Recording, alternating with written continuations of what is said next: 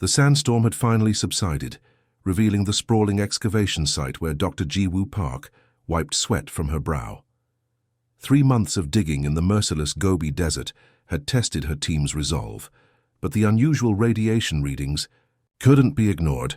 Something lay buried beneath these ancient dunes, something that shouldn't exist. "Dr. Park, we've hit something." The voice of her assistant Sunho crackled through the radio. Jiwoo grabbed her kit and hurried across the site, her boots kicking up small clouds of dust. The morning sun cast long shadows across the dig site as workers gathered around a shallow pit. What they found wasn't stone or fossil, but smooth, dark, metal that gleamed despite its age. By sunset, they had uncovered a section roughly 30 feet across, a perfect arc of material that resembled no known ancient alloy. "This changes everything," whispered Jiwoo, running her fingers along the surface. No corrosion, no wear. Impossible for something buried for centuries, let alone millennia. The carbon dating results arrived 3 days later, delivered by a wide-eyed lab technician who insisted on showing Jiwoo personally. "We ran it 7 times, he explained, handing her the tablet. "It's over 30,000 years old." Jiwoo stared at the numbers. Human civilization as they knew it was barely 5,000 years old. Advanced metallurgy, perhaps 3,000. This discovery predated everything: the pyramids, Stonehenge, the first cities of Mesopotamia. Word spread quickly. Within a week, the quiet dig site transformed into an international hub of activity. Scientists, journalists, and government officials flocked to the desert. Among them was Colonel Tae-ho Kim, a military scientist whose expertise in advanced materials had earned him special clearance to examine the find. "It's not just metal," Tae-ho explained during his first inspection. "There's microscopic circuitry embedded throughout. This wasn't buried, it was hidden." As the excavation continued, the shape became clear: a massive curved hull, buried nose down in the sand. By the time they'd uncovered 100 feet of it, even the skeptics fell silent. This was no natural formation or ancient temple. Its design suggested purpose, movement, intent. On the 12th day they found the entrance, a seamless outline in the hull that resembled a doorway without hinges or handles. Nearby, a small panel displayed an unfamiliar symbol, a spiral intersected by 3 straight lines. "Don't touch anything," warned Jiwoo as researchers crowded around. But Colonel Kim, driven by curiosity or instinct, reached out before anyone could stop him. His fingertips brushed the symbol. The effect was immediate. A low hum vibrated through the structure, sending workers scrambling backward in panic. The symbol glowed blue, then gold, spreading light along invisible seams in the metal. The previously solid panel simply dissolved, revealing a dark passage inward. "What did you do?" gasped Jiwoo, equal parts terrified and amazed. Tae-ho stared at his hand in disbelief. "I don't know. It just responded to me." Armed with flashlights and recording equipment, a small team ventured inside. The passage led downward at a gentle angle, the walls lined with the same strange metal. After descending about 50 feet, they entered a vast chamber that defied explanation. The room lit itself as they entered, soft blue illumination emanating from the walls themselves. What they saw left them speechless. Curved viewing screens, control panels with strange symbols, chairs designed for human bodies but crafted with technology far beyond modern capabilities. "It's a bridge," whispered Tae-ho, his military training recognizing the layout instantly. "A command center." Jiwoo approached one of the screens, which flickered to life at her proximity. Images appeared: star charts, planetary bodies, flight, trajectories, all displayed in 3 dimensions above the surface. "This isn't just a ship," she said, her voice barely audible. "It's a starship." When Tae-ho sat in what appeared to be the central command chair, the entire structure awakened. The floor vibrated beneath them as dormant systems reactivated after millennia of silence. Outside, the Earth itself shifted as more of the massive vessel emerged from its sandy tomb. Satellite images later revealed the true scale. Nearly a mile long, the ship had been buried almost vertically. Only a small portion had been exposed by their dig. As news spread across the globe, humanity grappled with an impossible truth. Their ancestors had mastered space travel tens of thousands of years before writing was invented. In the days that followed, Jiwoo and Taiho made another startling discovery. The ship contained no alien markings or designs. Everything from the controls to the living quarters they found deeper inside was perfectly suited for human use. This wasn't a visitor from the stars. This was built by human hands when saber-toothed tigers still roamed the Earth. "But how?" asked Sunho during one examination. "How could we achieve this and then forget?" The answer came when they accessed the ship's data core. Fragments of records spoke of a vast human civilization that had spread among the stars, building wonders and making contact with other intelligent species. They discovered remnants of a language both familiar and strange, proto-words that had evolved into dozens of modern tongues. Most disturbing were references to a conflict, a catastrophic war that had driven humanity back to Earth, their technology destroyed, their knowledge lost. The ship, it seemed, had been deliberately hidden as a final desperate act. "They buried their greatest achievements," said Taiho, "to preserve them from whatever drove them from the stars." As world leaders debated how to proceed, more discoveries emerged. The ship contained technology beyond imagination, faster than light, drive systems, weapons that could tear apart molecules, shields that defied physics as modern science understood it, and deep in the ship's memory, warnings about something waiting in the darkness between stars. Something that had once hunted humanity to the edge of extinction. The greatest discovery in human history had answered one question only to pose a far more terrifying one. If we were once masters of interstellar travel, what force was powerful enough to drive us back to Earth and into the Stone Age? And more importantly, was it still out there? The news of the Gobi Desert discovery sparked a global frenzy. Within days, the United Nations called an emergency session while major powers dispatched military forces to secure the site. China claimed territorial rights, Russia cited historical significance, and the United States invoked international scientific interest. Overnight, the barren desert transformed into a heavily guarded compound, with Dr. Jiwoo Park and Colonel Taiho Kim caught in the middle of a diplomatic storm. "They're fighting over scraps while missing the bigger picture," Taiho muttered as they watched another military helicopter land outside their research tent.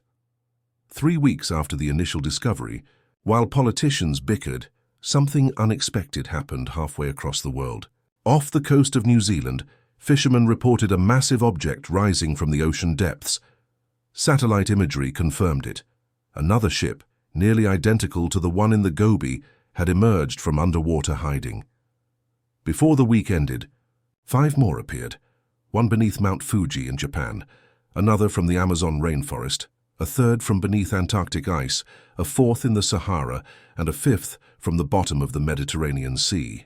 Each vessel, dormant for millennia, had somehow awakened. At the hastily assembled International Ancient Technology Research Center in Seoul, scientists from 30 countries gathered to share findings. Among them was Dr. Do-Hyun Lee, a brilliant South Korean mathematician who had been analyzing the coordinates of each emergence. "It's not random," Do-Hyun explained, projecting a global map marked with the ship locations. "These vessels form a perfect geometric pattern around Earth. If my calculations are correct, there are 18 more still hidden." The revelation sent researchers scrambling to predicted locations. Within days, ground-penetrating radar confirmed Do-Hyun's theory. More massive structures lay buried exactly where he'd predicted. Meanwhile, in a makeshift lab aboard the Gobi ship, researcher Gina Kang made another breakthrough. A geneticist by training, she had been testing tissue samples from everyone who had entered the vessel. "The ship's systems don't activate randomly," she reported during a video conference with sites around the world. "They respond to specific genetic markers, sequences that appear in roughly 8% of the global population." Gina displayed a complex DNA sequence on screen. This pattern shows up across all ethnic groups, but in different concentrations. Highest in populations from Central Asia, parts of Eastern Europe and indigenous South Americans. Colonel Kim's DNA showed an unusually strong presence of these markers, explaining why the ship had responded so dramatically to his touch. Tests revealed similar patterns in individuals who had triggered responses in other vessels. It's like they built in a genetic key, Gina said. A security system that would last through generations.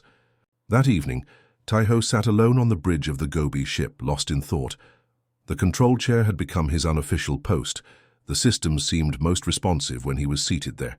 He placed his palm on the armrest panel, and the ship hummed to life around him. "Show me what you are," he whispered. The bridge darkened, then illuminated with three-dimensional star charts. A voice spoke, not in any modern language, yet somehow understandable, as if bypassing his ears and speaking directly to his mind. "Fleet status report," it announced. 7 vessels online, 18 in standby, command protocols activated. Taiho froze. "Who are you?" "I am the tactical interface for Stellar Defense Vessel Horizon Guard. You have been recognized as command compatible." Word of the interaction spread quickly.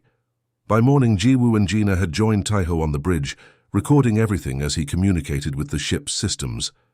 "Ask it about the others," urged Jiwoo. When Taiho inquired, the bridge transformed into a global display showing pulsing lights where each vessel had been found. "The Sentinel Fleet," the system explained, "final defense protocol of the 3rd. Human stellar era." On the 4th day of communication, a team at the Mediterranean site reported their vessel had begun reconfiguring its internal structure, repairing damage sustained during its long dormancy. Massive chambers shifted, metal flowed like liquid, and systems previously dead sparked to life. Similar reports came from other sites. The ships were awakening, not just activating but regenerating. Dr. Do-hyun Lee, now coordinating research across all sites, identified communication signals passing between the vessels. "They're talking to each other," he explained during an emergency briefing. "Synchronizing, acting like a fleet rather than individual ships." In Japan, researchers discovered what appeared to be manufacturing facilities deep within their vessel, automated systems capable of producing technologies beyond current human understanding. Crystalline power sources, metal alloys that changed properties at thought commands, weapons that manipulated gravity itself. At the Antarctic site, a cavernous hangar revealed smaller craft, sleek vessels designed for atmospheric and spaceflight. When researcher Yoonji Bae accidentally activated one, it lifted effortlessly off the deck, hovering silently despite its massive size. The most dramatic development came at the Gobi site, where Colonel Kim had established the strongest connection with the vessel systems. During a routine communications session, the ship suddenly displayed images of battles among the stars, massive fleets engaging with energy weapons that tore through space itself. The images showed human-designed vessels fighting against bizarre organic-looking ships that moved in impossible ways. "What are we seeing?" whispered Jiwoo. "The reason we hid," the ship's system responded. "The last war, the reason for the Sentinel Protocol." That night, as the research team slept in quarters set up inside the massive vessel, Gina remained awake, studying control panels that had activated during the day. When she placed her hand on one particular surface, the metal rippled beneath her touch, revealing intricate technical schematics. The designs were simultaneously alien and familiar, as if showing technology she'd never seen but somehow recognized. Power systems based on principles physics was only beginning to theorize. Engines capable of bending space-time, biological interfaces that merged human consciousness with machine intelligence.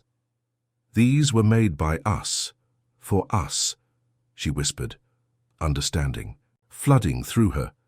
Not visitors from other worlds, not aliens who had influenced primitive humans, but their own ancestors, advanced beyond imagination before some catastrophe had driven them back to stone-tipped spears and cave paintings. As dawn broke across the desert, all 7 ships simultaneously activated new systems.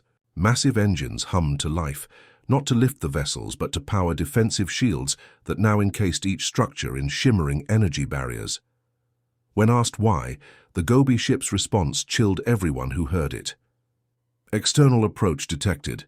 Sentinel protocols entering active defense phase. Somewhere beyond the moon's orbit, something was coming. Something these ancient warships had been programmed to recognize as a threat." The mood in the Gobi command center shifted dramatically after the shields activated. Military personnel from A dozen nations poured into the site, setting up a joint defense perimeter around the ancient vessel.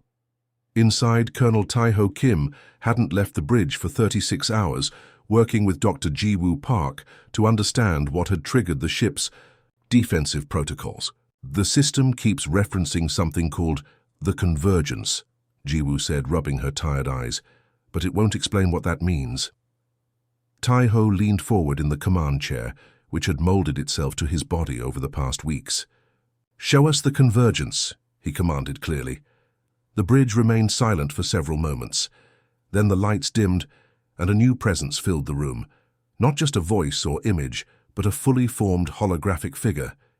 It appeared as a tall, androgynous human with geometric patterns flowing across its skin like circuitry. "I am Suho," it announced, its voice resonating with unexpected warmth. "Guardian interface of the Sentinel fleet. I have been authorized to initiate complete disclosure protocol." Ji-Woo stepped back in shock. "The AI has a name? A personality?" "Not artificial," Suho corrected gently. "Preserved. I was human once. My consciousness uploaded to guide the fleet, should reactivation become necessary." The revelation stunned everyone present. This wasn't just advanced technology, it was a bridge across time, a human mind preserved from an era lost to history. "Colonel Kim, Dr. Park," Suho acknowledged them by name without introduction. "Your genetic profiles match command-tier ancestors. This grants you access to historical archives previously locked." The bridge transformed around them, becoming a three-dimensional theater of stars and planets. They stood within a vast stellar map, countless worlds highlighted in blue. 32,000 years ago, Suho began, humanity reached the stars. Within 3 millennia, we had established colonies on 400 worlds across this spiral arm of the galaxy. The map zoomed to show magnificent cities on diverse planets, floating metropolises above gas giants, underground complexes on frozen worlds, vast garden cities on Earth-like planets. "We were not alone in our journey," Suho continued as new star systems illuminated in different colors. "We encountered 18 sentient species. With most we established peaceful relations. Some became close allies. Images appeared of bizarre but beautiful alien forms, crystalline beings that communicated through light, massive aquatic intelligences, creatures of living metal that built magnificent structures. We were at our height," Suho said, a note of sadness entering its voice, "when we detected the first signs of the convergence." The galactic map darkened as a shadow spread across dozens of star systems. Suho explained, "The convergence wasn't a single species, but a collective of 3 aggressive civilizations that had merged their biological and technological evolution. They consumed rather than colonized, absorbing resources and genetic material from conquered worlds. They did not communicate or negotiate," Suho said. "Their only goal was expansion. When they encountered our outer colonies, they simply took them." The holographic display showed horrifying scenes of battle. Human ships fighting alongside alien allies against bizarre organic-mechanical hybrid vessels that seemed to repair themselves even as they were damaged. "We fought for nearly 2 centuries, Suho continued. "Despite our technology, despite our alliances, we were losing. The Convergence didn't think like us. They operated as a hive intelligence, willing to sacrifice millions of their units to gain tactical advantage."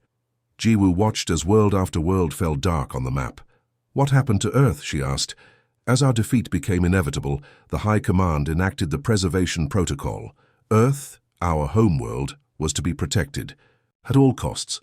We sacrificed our outer defenses to buy time and launched the final plan. One by one, the crew confirmed readiness. Navigation, weapons, shields, communications.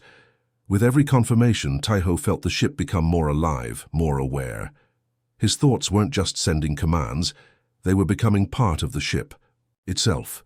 "Phoenix ready for vertical ascent," he announced to the ground control team. "Commencing test flight." There was no roar of engines, no violent thrust. The massive vessel simply decided to ignore gravity. It rose from the desert floor with impossible grace, sending clouds of sand swirling beneath it. 50,000 tons of ancient technology hovered effortlessly, awaiting its commander's next thought. Tai-Ho felt a surge of exhilaration, which the Ship interpreted as a desire for speed. The Phoenix responded instantly, accelerating upward through the atmosphere. Warning lights flashed as they exceeded the planned altitude, but Tai-Ho was too connected to the experience to care. The ship wasn't just responding to him, it was sharing his joy. At 80,000 feet with the curve of Earth visible below, he finally reined in his emotions. The vessel stabilized, hanging silently at the edge of space. "Status report," she managed, trying to sound professional despite the wonder of the moment. "All systems optimal," reported his second-in-command. "Colonel, you should see this." The main display activated, showing real-time images from around the world. In Antarctica, Japan, the Mediterranean, all 7 uncovered Sentinel vessels were rising simultaneously into the sky, responding to some silent command network. "They're synchronized with us," Gina explained. "The neural patterns you established created a template that activated across the fleet." As the Phoenix descended back to Earth, Tai-Ho received a priority message from Dr. Do-Hyun Lee, who had been coordinating global research efforts. "We've located 3 more vessels," Do-Hyun reported excitedly. "One under Lake Baikal, another beneath the Appalachian Mountains, and a third in the Australian outback. Excavation has already begun." With each ship they awakened, humanity's defensive capabilities grew, but time remained their enemy. The Convergence fleet had been tracked crossing Neptune's orbit, moving with purposeful determination toward Earth. 2 months later, the first space trial took place. The Phoenix, now fully operational, led 3 other Sentinel vessels beyond the Moon's orbit.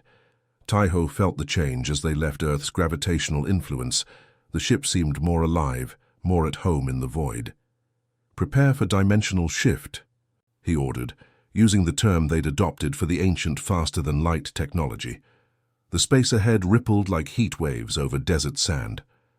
Then, with a flash of light that wasn't quite light, the 4 massive ships vanished from normal space, reappearing instantly near Mars.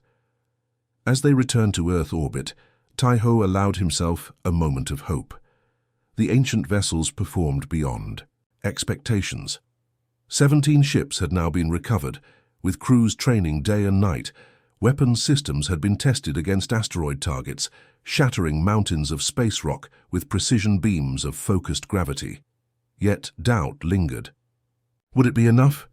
The Convergence had defeated their ancestors at the height of human galactic power. What chance did they have now, with barely understood technology and hastily trained crews? The answer came unexpectedly from Jiwoo, who had been studying tactical records from the ancient war. "Our ancestors fought alone," she pointed out during a strategy session. "Each human world tried to defend itself individually. They never united their forces." She displayed battle records showing how the Convergence had isolated and overwhelmed human worlds one by one. "But look at us now," she continued. "Chinese pilots serving on Korean crews, American scientists working with Russian engineers. We've done something our ancestors couldn't, put aside our differences in the face of extinction." Tai-Ho looked around at his bridge crew, faces from a dozen nations, all focused on the same goal. Perhaps humanity had gained something in its long fall from the stars. Perhaps they had learned the one lesson that might save them.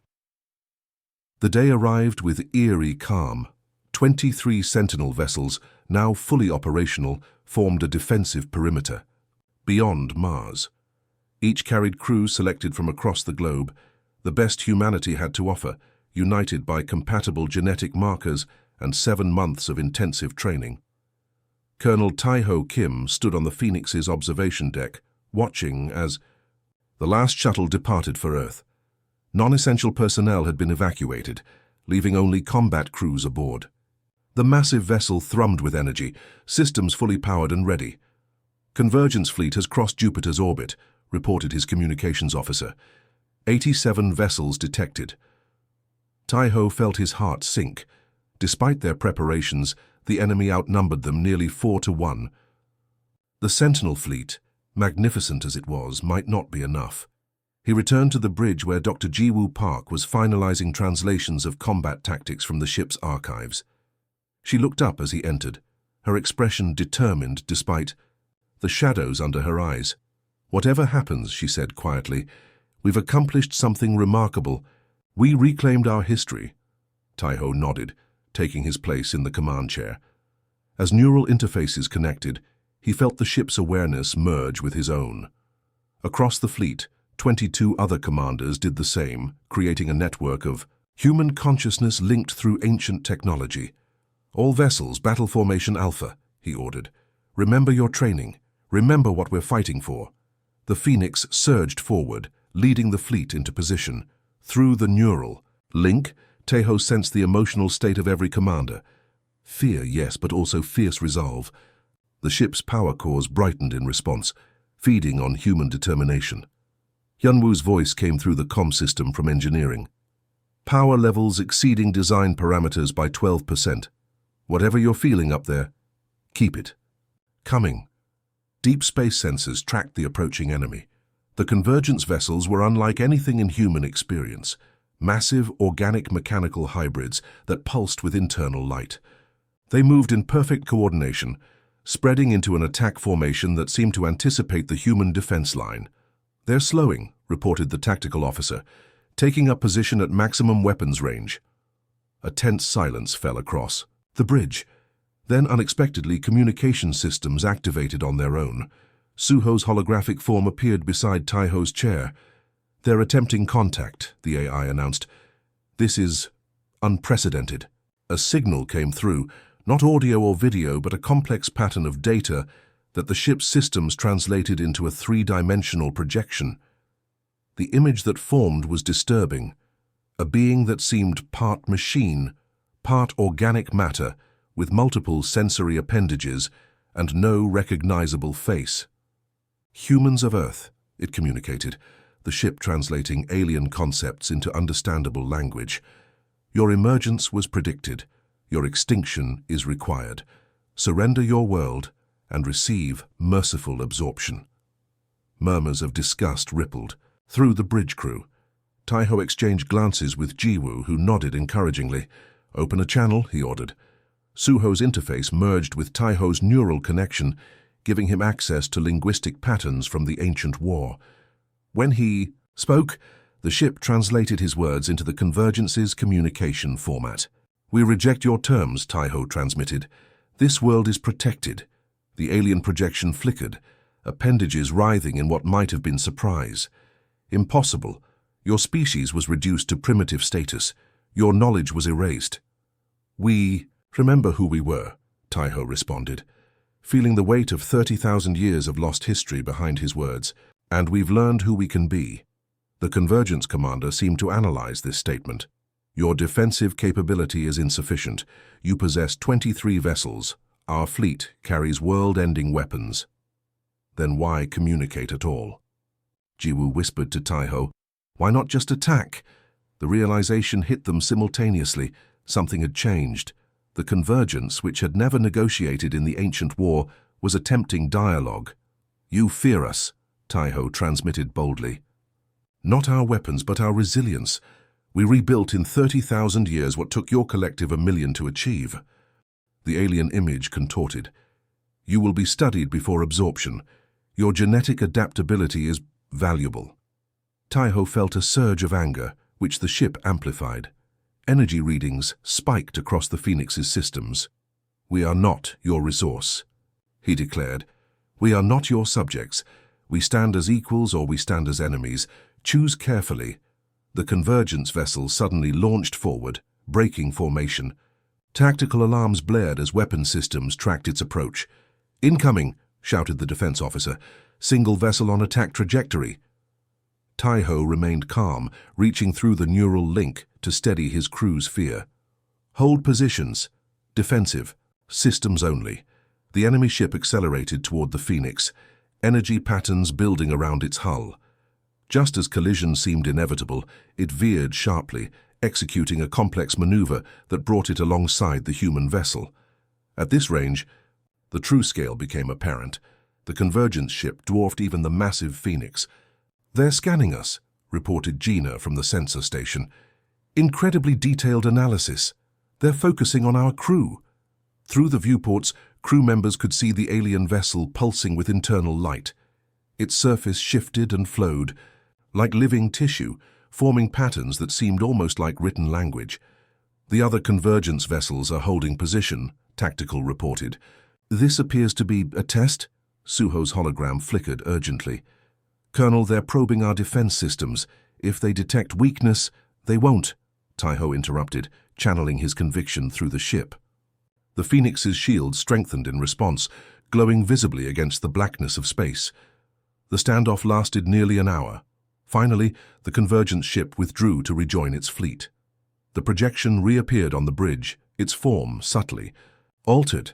Your species has evolved, it stated. Previous assessment requires modification. The Directorate will consider terms. Jiwoo looked up from her station. Translation: they're backing down. Not backing down, Taiho corrected. Reassessing. They operate on cold calculation. They've determined we're too costly to fight. Or perhaps, suggested Suho, they recognize something they've never encountered before, an adversary capable of change. The communication continued, no longer threatening but cautious, probing. The convergence, they learned, had expanded unchallenged for millennia. Their encounter with ancient humanity had been their first defeat, forcing them to adapt. They had spent 30,000 years evolving specifically to counter human tactics, yet humanity had changed in ways they couldn't predict. The genetic diversity, the cultural variations, the capacity for competing nations to unite against a common threat. These were variables their hive intelligence struggled to process. 3 days of tense negotiation followed. The convergence demanded access to human genetic data. Humanity refused, but offered cultural exchange. Each side maintained combat readiness, weapons locked on potential targets. In the end, it was neither victory nor surrender, but something unprecedented: recognition. A boundary established, a territory declared neutral, and the first tentative steps toward understanding a truly alien perspective. As the convergence fleet finally withdrew beyond Neptune's orbit, celebrations erupted across Earth.